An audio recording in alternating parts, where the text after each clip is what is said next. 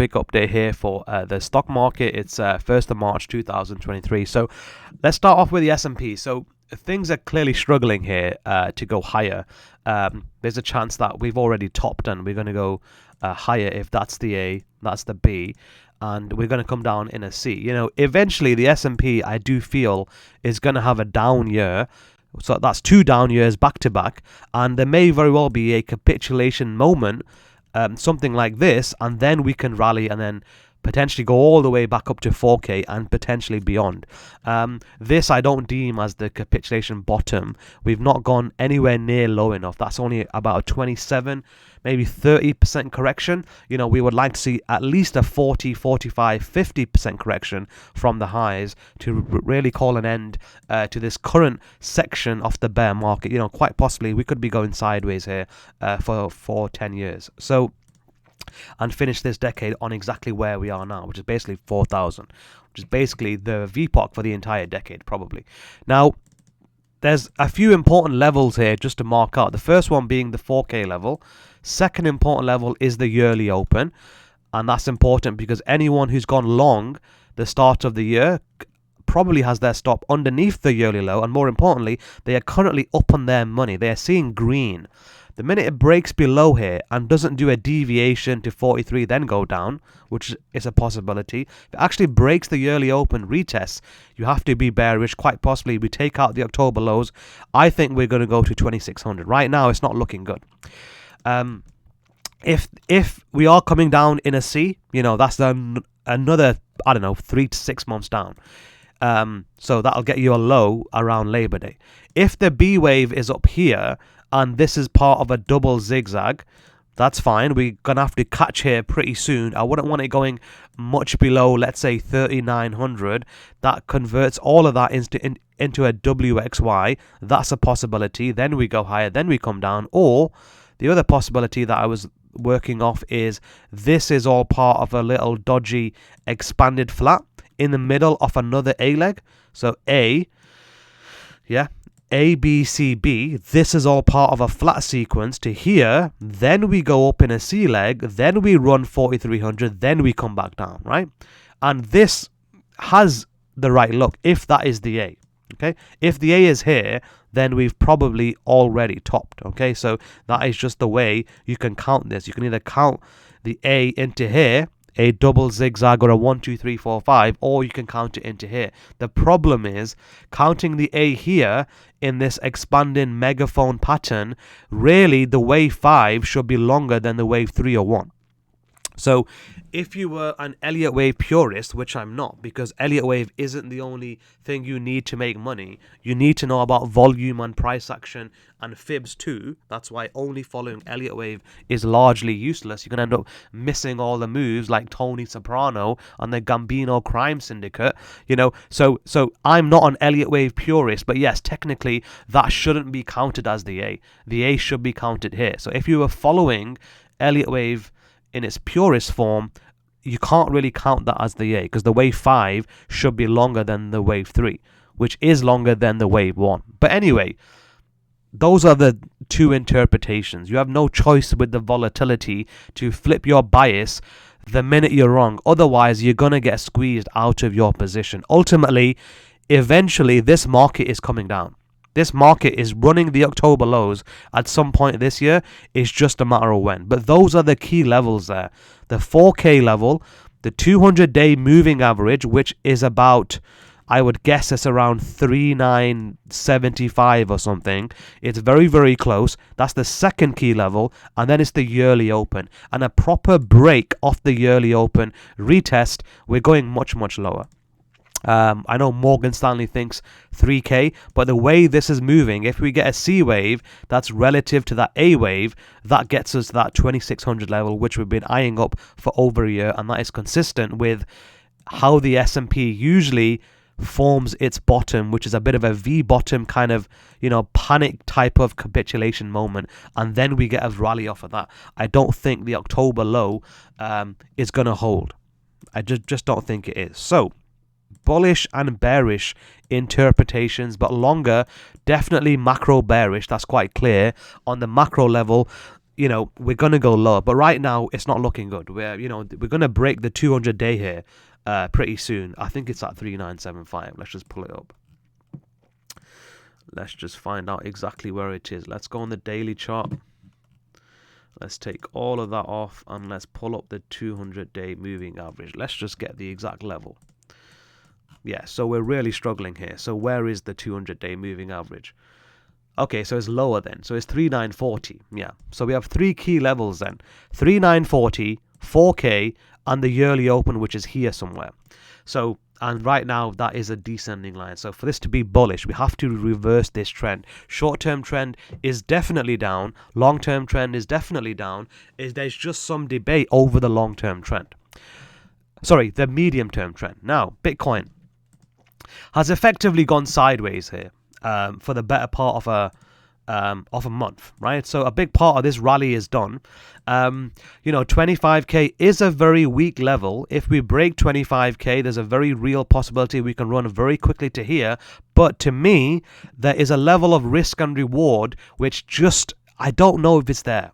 I don't know if it's worth playing for the 5k if this could happen, because that is very, you could very easily count the end of the correction. The question is though, why are we not selling off in a faster way? Well, maybe we're just building it up. Maybe we're just starting off slow and we're building it up. This is having some real difficulty falling, right? But at the same time, it's having real difficulty going up. Why are all of these rallies getting sold off? Even this rally here, why is it having such difficulty? If this was going to go higher and break 25k, I wouldn't expect this type of price action.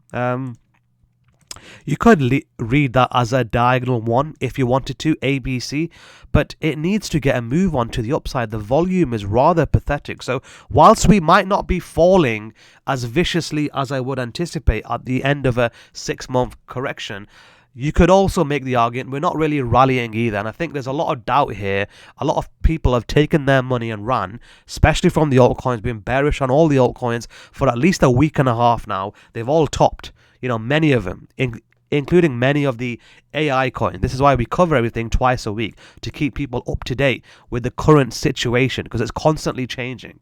If you're not changing your bias in a market like this, you're not going to make any yield, basically. The market has never acted like this before, not even last year, all right? Now it's a very sneaky market, and you've got to recognize greed early, recognize the buy the dip opportunities, but you've got to be pretty quick. You can't be passive.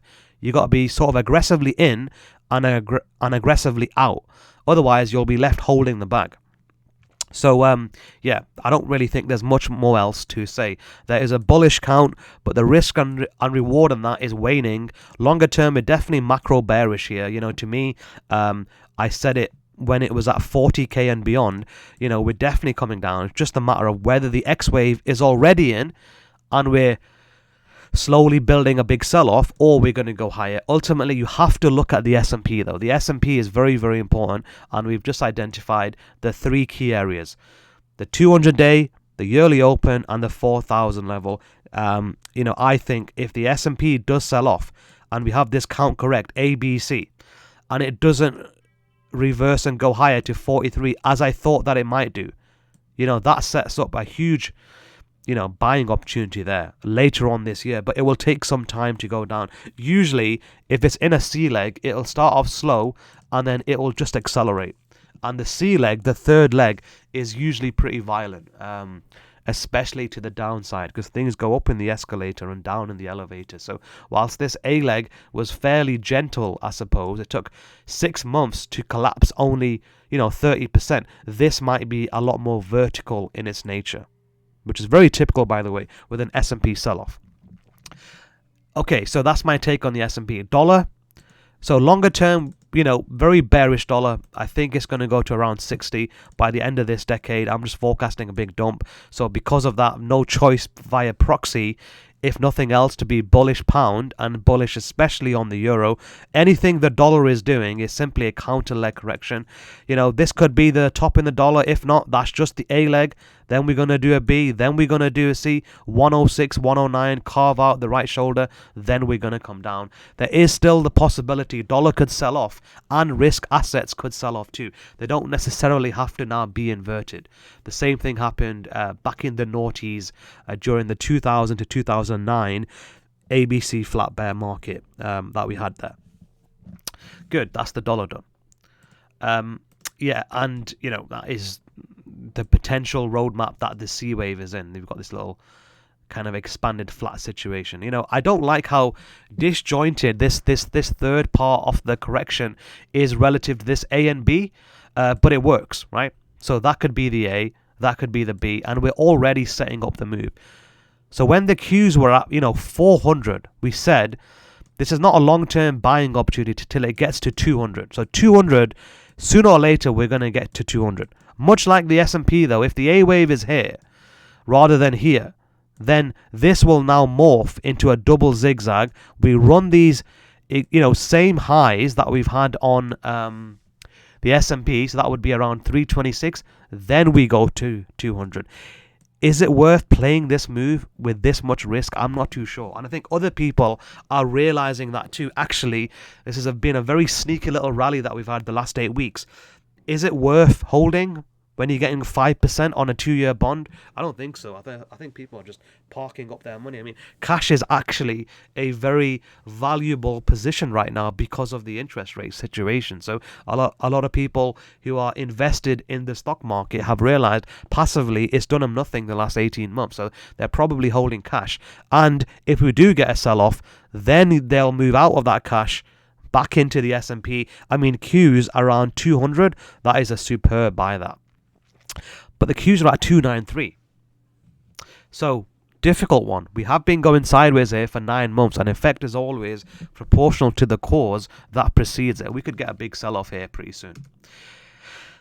Ethereum, when it was at 5,000, I called for 500, right? So, it's just a matter of time before the X wave is in. And as far as I'm concerned, Elliott wave has done its job here in terms of the 5 legs up. So, this is free to fall at any time.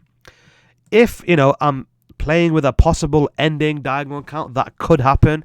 It could happen on Bitcoin too. As far as I'm concerned, there is a valid count that it's already topped. If not, and they drag this out, we go into a bit of an ending diagonal.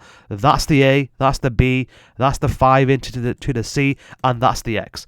I would be very surprised if Ethereum manages to get much above 2100. I think that is the absolute limit. But once again, it comes down to risk and reward. Is it worth playing this move? I suppose if you've got a very tight stop, let's say underneath 1451, then fine, from a swing position. I mean, you could tighten that up if you're leveraging, I suppose. But, just from a risk-reward perspective, we're saying it's going to go to sub 500 here. Is it worth playing this? I'm not too sure. I can't imagine this going much above 2100. So we have to look at the S&P and Bitcoin, dollar perhaps not so much, and the Qs. I don't think just saying dollar sell-off means Bitcoin rally. I don't think it works like that anymore. Dollar's in a in a decade-long bear market here, so we have to just change things up a little bit here. It's these are no longer inversely correlated, is what I'm trying to say. The dollar went here from 107 to 100. And Ethereum's gone from 1140 during that time all the way to 1660. So dollar I wouldn't be focusing on too much. I would be focusing more on what the indexes are doing. Anyway, that's my current take. If you want to join the group, take some masterclasses. Everything's there. The market is very volatile. But to me, there is a level of risk now developing that wasn't there at 17, 18, 19k Bitcoin. It just wasn't there. All the risk was, being short here, basically, right? So, there was huge reward potential. Now, I just can't imagine many people getting faked out again, because they've been faked out here multiple times. So, whilst I don't discount it could go higher, 25k has to break, fine, you got your 29k, and we got 36k, best case scenario, but it's having a real difficult time going up here. The volume is rather pathetic too, so I suppose if we don't get a big sell-off or a big pump, we just go sideways here indefinitely for the rest of the year. But I can't see that happening. You know, that would be the alternate count, that the lows are in, but we just waste life here until the end of the year. I don't see that happening, to be honest. So you know, there is still a very, very bearish count, and until Bitcoin breaks 10k comfortably, there's no long-term investment here at all. So what's the ES doing short term? Yeah, I mean, do you see that we're having a huge you know, there's a big gamma build here underneath 39.50 here on the ES. So you know, it's getting propped up by dealer hedging basically. But once those dealers start hedging to the downside, everyone starts buying puts. You know, we're gonna start selling off here pretty soon. I believe the yearly open is here somewhere, 3983. We're getting very, very close. So you know, the only count which I think is now you know possibly bullish. This is all some kind of sneaky little flat. There's a sneaky little flat here. They might run this yearly open, deviate, do this, go to 43, then go down. But if it doesn't deviate, if it breaks 43, retests, we got some big issues here. This year, the October lows are getting taken out, and that's the problem with holding risk assets here. Sometimes it's better just to take your money and run, if not all the time, in a market like this, which is very, very sneaky here. You've got to be really on top of things here, and you know, strong opinions weakly held, I suppose, in a market like this. It's very different to what we've experienced before. Anyway, I'll wrap it up there. Good luck to everyone, and I'll catch you guys on the next video.